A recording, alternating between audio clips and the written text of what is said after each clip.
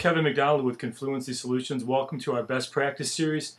Today I want to talk about a topic that I think is really timely. It's the annual review, but what I want to do with this session is deconstruct the way we think about the annual review, and finally at the end of it present you with a process that's very repeatable and will help produce really stellar agency results.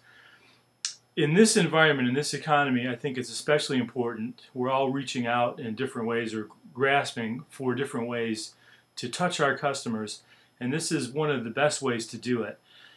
There are challenges, of course, with conducting annual reviews in any quantity, and I want to address that today.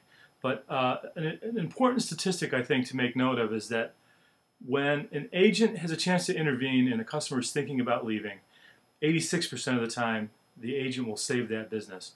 The problem is, how do you know when the customer is thinking about leaving? And the annual review will help you identify those customers that are thinking about defecting, save more business, get better retention, more account sales, and ultimately more referrals. So let's go ahead and get started. So why even do annual reviews? And I think we all know that annual reviews are an absolute good, but there's some pretty compelling statistics, and there's a bunch more like this. Most people think doing annual reviews is a good idea. Very few people understand insurance, and what they're looking for is peace of mind. They want to know that they're covered. If you have multiple policies on an account, not only do those people stay with you longer, but they are more satisfied. And that higher satisfaction index results in a lot of good things, up and including referrals, up to and including referrals.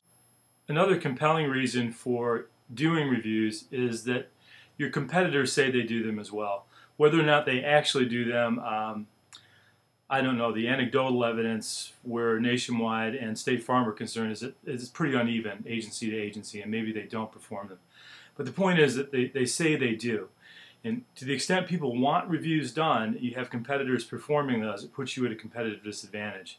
Now you'll notice I've tossed a couple of other competitors in here that seem not to fit, Geico and Progressive, because they don't say that they do reviews.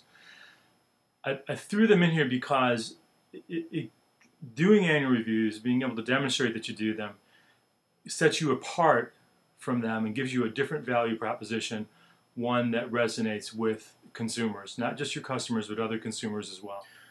This seems like an obvious, even a stupid question, what's an annual review? But we tend to get wrapped up in the activity that constitutes annual reviews, either that we're doing now or that we've done in the past, or maybe an activity that somebody else has recommended. And what I'm suggesting here, I'm going to go back to those original statistics. What people are looking for is a bit of education. What kind of exposures do I have? And they're looking for identification of coverage needs, and they're looking for that on some kind of periodic basis. If you have an activity that accomplishes that, then you are conducting some kind of annual review. Just want to think about it at its most basic level.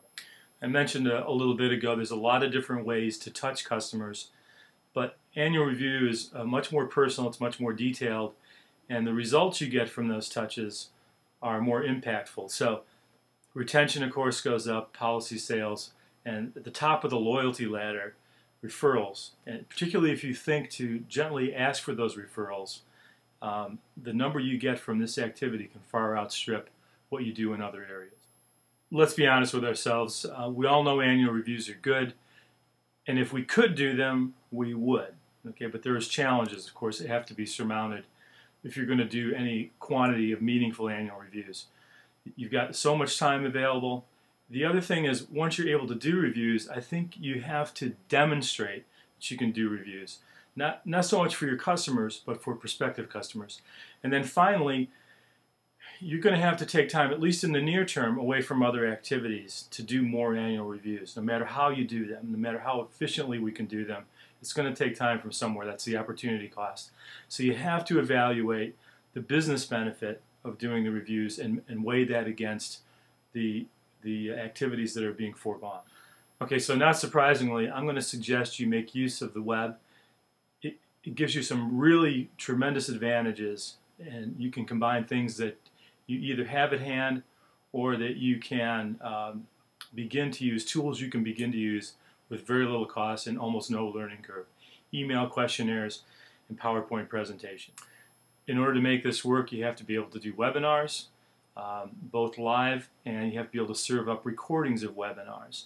Happily, there are tools available that will do this, and again, they're very inexpensive. In many cases, they're free, and the learning curve is almost zero. So let me suggest now a process that allows you to do a lot of reviews, allows you to generate a lot of results with very little cost and time. So the process up here, the diagram, first thing you're going to do is send an invitation email. And if you have a questionnaire for annual reviews, or if you can get your hands on one, Confluency's customers would use the annual review wizard. Include that with the email, either as an attachment or as a link directly in the email. The next step would be to actually conduct the webinar. Now, some people are going to show up and some people aren't. For those people that show up, there's a follow-up survey you send to those attendees. And for the no-shows, we want to give them the opportunity to get the benefit of what they missed. So the recording link, the link to the recording on a web page would be sent to them. Right?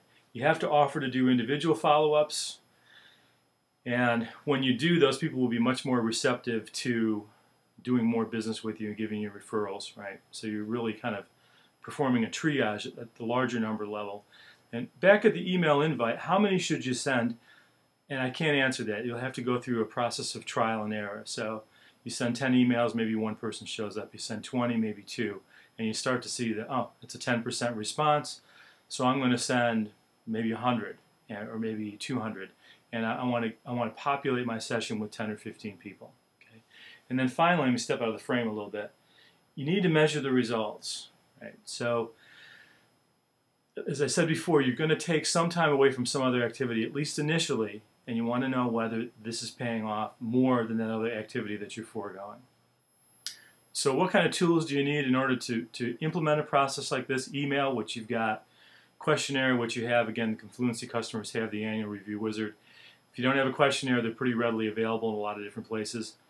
For conducting webinars, we recommend a tool called DimDim. The link to it is on the Confluency Best Practice, the Confluency website at the Best Practice page.